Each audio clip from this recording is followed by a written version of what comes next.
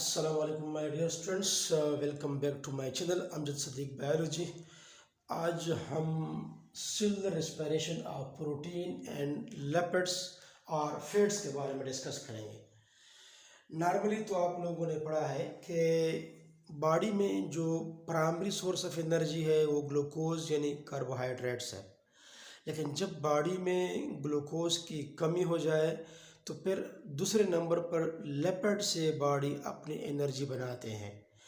अगर अब फिर लिपिड भी कम हो जाए तो फिर प्रोटीन से बॉडी अपनी एनर्जी बनाती है। तो ये जो प्रोटीन वाला केस अगर कहीं बॉडी में आ जाए एनर्जी के इस्तेमाल के लिए तो ये थोड़ा सा ख़तरनाक होता है, क्योंकि प्रोटीन आपकी बॉडी को बनाता है।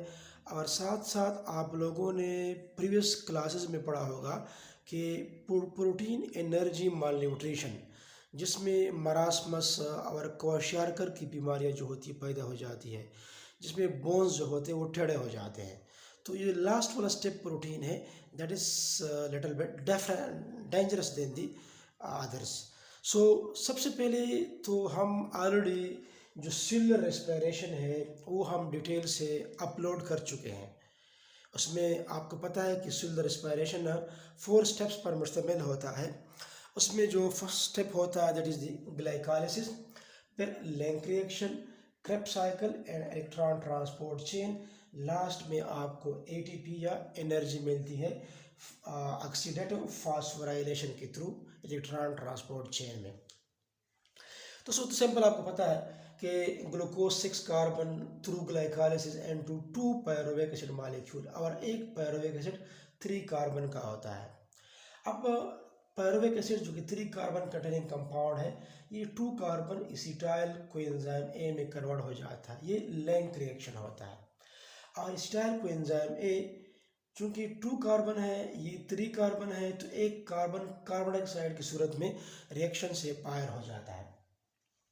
ये एसिटाइल कोएंजाइम ए जो कि 2 कार्बन है, इधर 4 कार्बन कंटेनिंग कंपाउंड ऑक्जेलो एसीटेट होता है, उसके साथ कंबाइन होकर फिर सेट्रिक एसिड बनाता है, फिर आइसोसेट्रेट बनाता है, फिर अल्फा कीटोग्लूटारेट बनाता है, फिर सक्सिनाइल कोएंजाइम ए बनाता है, फिर सक्सिनेट बनाता है, फिर फ्यूमेरेट बनाता है, ठीक है, फिर मेलेट बनाता है, और फिर आपके पास क्या होता है, फिर आपके पास ऑक्जेलो एसीटेट बनाता है। तो ये साइकिल क्रेब्स साइकिल का चलता रहता है और आखिर में इलेक्ट्रॉन ट्रांसपोर्ट चेन और आपको एनर्जी दे देते हैं।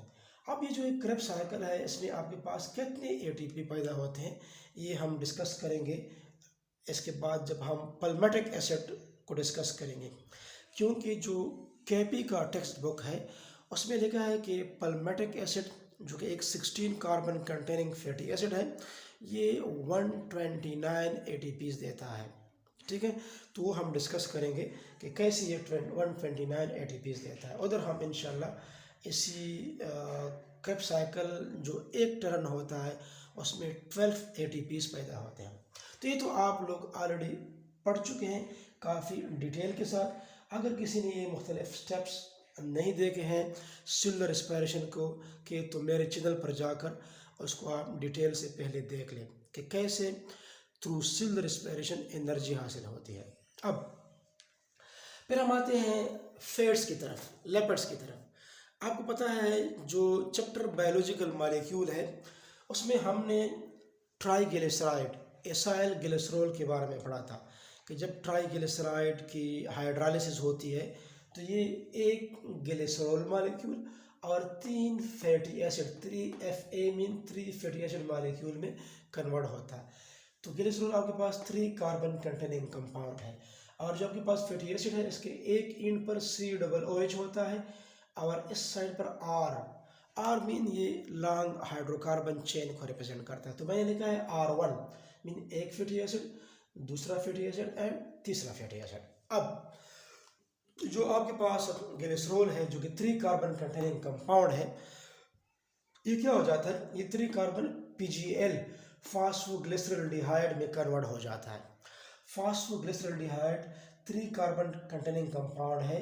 आपने इसको ग्लाइकोलाइसिस में भी पढ़ा है कि ग्लाइकोलाइसिस में आपके पास फ्रक्टोज 6 बाईफॉस्फेट से 2 मॉलिक्यूल बनते हैं ग्लाइकोलाइसिस में, एक डाईहाइड्रॉक्सी एसीटोन फास्फेट होता है और एक फास्फोग्लिसरल्डिहाइड या ग्लिसरॉल 3 फास्फेट होता है, ग्लिसरल्डिहाइड 3 फास्फेट होता है। ठीक है, वो बेसिकली क्या ये PGAL है।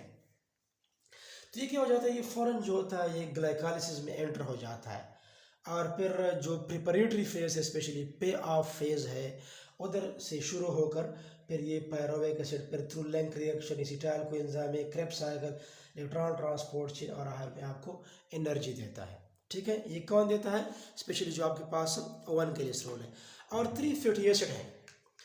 फैटी एसिड तो बेसिकली चैप्टर बायोलॉजिकल मॉलिक्यूल में हम पढ़ चुके हैं कि फैटी एसिड नॉर्मली रेंज करता है कार्बन 2 से लेकर कार्बन 30 तक, इसके दरमियान में इसका नंबर ऑफ कार्बन होते हैं। लेकिन फैटी एसिड जब भी क्रेब्स साइकिल में एंटर होगा तो ये दो मॉलिक्यूल की सूरत में आता है, जिस तरह कि हम अभी पढ़ेंगे इसके बाद पल्मेटिक एसिड। अब पल्मेटिक एसिड जो है ये बेसिकली 16 कार्बन कंटेनिंग कंपाउंड है। तो अगर ये 16 कार्बन है तो इसके 8 मॉलिक्यूल बनेंगे। ठीक है, 8 मॉलिक्यूल और हर एक मॉलिक्यूल जो है ये 2 कार्बन का होगा। ठीक है, इस तरीके से दो कार्बन के मॉलिक्यूल एंटर होते हैं और वो किधर ज्वाइन करते हैं, एसिटाइल कोएंजाइम ए मीन इसमें कन्वर्ट हो जाते हैं। एसिटाइल कोएंजाइम ए क्रेब्स साइकिल फिर इलेक्ट्रॉन ट्रांसपोर्ट चेन आखिर में आपको एनर्जी देते हैं। ठीक है, इस तरीके से आपको ग्लिसरॉल एनर्जी देता है। और जो फैटी एसिड है वो मैंने आपको बता दिया कि फैटी एसिड जो होता है दो मॉलिक्यूल की सूरत में आता है। तो सेम जो मैंने अभी पहले बता दिया कि ये 2 कार्बन की सूरत में क्रेब्स साइकिल इलेक्ट्रॉन ट्रांसपोर्टेशन और एनर्जी, और ग्लिसरॉल भी 3 कार्बन PGL वो ग्लाइकोलाइसिस को ज्वाइन करके pyruvic acid means glycolysis pyruvic acid and acetyl coenzyme A link reaction Krebs cycle electron transportation और एनर्जी आपको देता है फैट्स। इस तरीके से अगर फैट्स की भी बॉडी में कमी हो तो फिर प्रोटीन, आपको पता है कि protein smaller unit amino acid से बने हुए होते हैं। ठीक है, अमीनो एसिड का स्ट्रक्चर है ये, फॉर एग्जांपल आपके पास इधर मैंने इसको इनसर्कल किया है क्योंकि इसमें डीएमिनेशन होती है। ये आपके पास देखें, आपके पास अमीनो एसिड का स्ट्रक्चर है जिसमें कार्बोक्सिलिक ग्रुप होता है, alpha carbon, hydrogen, amino group और अल्काइल ग्रुप या वेरिएबल ग्रुप, जहाँ पर आप किसी भी ग्रुप को अटैच कर सकते हैं। जब भी ये हम प्रोटीन से अमीनो एसिड से एनर्जी लेते हैं, इसमें जो अमीनो ग्रुप है, ये अमीनो ग्रुप इसकी डीएमिनेशन हो जाती है, ये रिएक्शन से बाहर हो जाता है, अमोनिया में कन्वर्ट हो जाता है, अमोनिया से फिर यूरिया में और फिर यूरिन की मदद से बॉडी से बाहर को एक्सक्रीट किया जाता है। और जो रिमेनिंग स्ट्रक्चर है 2 कार्बन वाला अमीनो एसिड का, ये मैंने इधर ड्रा किया है 2 कार्बन वाला। ठीक है, ये देखें ये 2 कार्बन है तो एसिटाइल कोएंजाइम ए भी 2 कार्बन कंटेनिंग कंपाउंड है। मीन ये कंपाउंड फिर बाद में एसिटाइल कोएंजाइम ए में कन्वर्ट हो जाता है और फिर Krebs cycle electron transport chain आखिर में आपको ATP या एनर्जी प्रोवाइड करता है। अगर कहीं आपके पास कहीं 3 कार्बन वाला हो मॉलिक्यूल हो तो फिर 3 कार्बन वाला इस तरीके से कि पायरोविक एसिड में कन्वर्ट हो जाता है, फिर लैंक रिएक्शन, फिर Krebs cycle, electron transport chain और एनर्जी देता है आपको। अगर कहीं 4 कार्बन वाला हो तो इधर ऑक्सिलरी स्टेट की सूरत में फिर आपस में क्रेब्स साइकिल होता रहता है, इलेक्ट्रॉन ट्रांसपोर्ट चेन और आखिर में आपको क्या देता है, आपको एनर्जी देता है। ठीक है, तो 3 सूरतों में ये आपको एनर्जी दे सकता है। तो उम्मीद है आपको सेलुलर रेस्पिरेशन ऑफ प्रोटीन और फैट्स की भी आपको समझ आई होगी। ठीक है, अभी मैं आपको बता रहा हूँ कि जो स्पेशली जो कैपिटेक्स बुक है उसमें एक एग्जांपल दिया गया है सेलुलर रेस्पिरेशन ऑफ फैट्स और प्रोटीन में। नीचे उधर दिया गया है, मैं कैमरे को थोड़ा सा राइट साइड पर मूव कर लूँ ताकि आपको मैं वो एग्जांपल मैं आपको समझा दूँ। देखिए ये आपके पास है पल्मेटिक एसिड। ठीक है, ये जो आपके पास पल्मेटिक एसिड है बेसिकली ये क्या होता है, ये 16 कार्बन पर मुश्तमिल है। इसका स्ट्रक्चर जो होता है ये 16 कार्बन का होता है। ठीक है, अब देखें इसमें देखें ये पल्मेटिक एसिड 16 कार्बन है, ये एक्टिवेट हो जाता है। पल्मेटिक एसिड इज एक्टिवेटेड कैसे कि ATP जो होता है ये कन्वर्ट हो जाता है AMP में, मीन्स एडिनोसिन मोनोफॉस्फेट में, एडिनोसिन मोनोफॉस्फेट में 2 ATP इधर यूटिलाइज हो जाते हैं कि जब पल्मेटिक एसिड एक्टिवेट होता है, इस दौरान जब एक्टिवेट होता है तो फ़ौरन इसके आखिरी स्टेप में फ़ौरन एसिटाइल कोएंजाइम ए, मतलब अगर ये 16 कार्बन है तो 8 मॉलिक्यूल बन जाएंगे इसके, और हर एक मॉलिक्यूल 8 में से 2 कार्बन पर मुश्तमिल होगा। ठीक है, अब एक 2 कार्बन वाला मॉलिक्यूल एक्टिवेशन के फ़ौरन बाद डिटैच हो जाता है। अब एसिटाइल कोएंजाइम ए आपको पता है, जिस तरह के मैंने आपको पहले इधर बता दिया, ये फ़ौरन क्रेब्स साइकिल में एंटर हो जाता है और क्रेब्स साइकिल आपको 12 एटीपी देता है। अब क्रेब्स साइकिल आपको कैसे 12 एटीपी देता है? आपको पता है कि क्रेब्स साइकिल में नॉर्मली तो हम पढ़ते हैं कि ग्लाइकोलाइसिस में 2 पायरुवेक एसिड मॉलिक्यूल बनते हैं, तो एक पायरुवेक एसिड से भी 12 एटीपी बनेंगे और दूसरे पायरुवेक एसिड से भी क्रेब्स साइकिल में 12 एटीपी बनेंगे, सिर्फ क्रेब्स साइकिल में।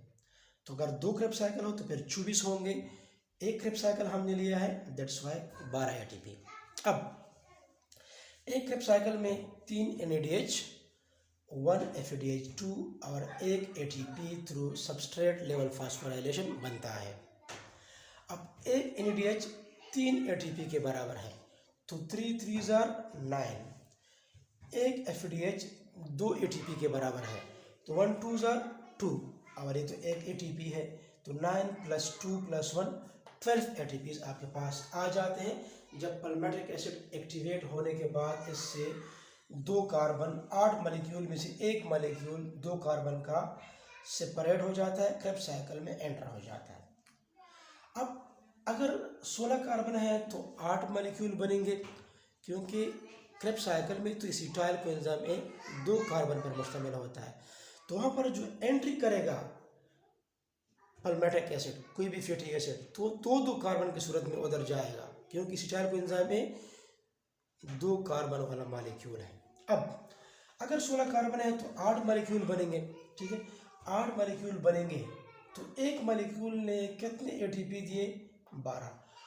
तो 16 कार्बन वाले में से 8 मॉलिक्यूल बनेंगे, तो 8 में मल्टीप्लाइड करें, 12 8s are 96 एटीपीज बनेंगे आपके पास टोटल।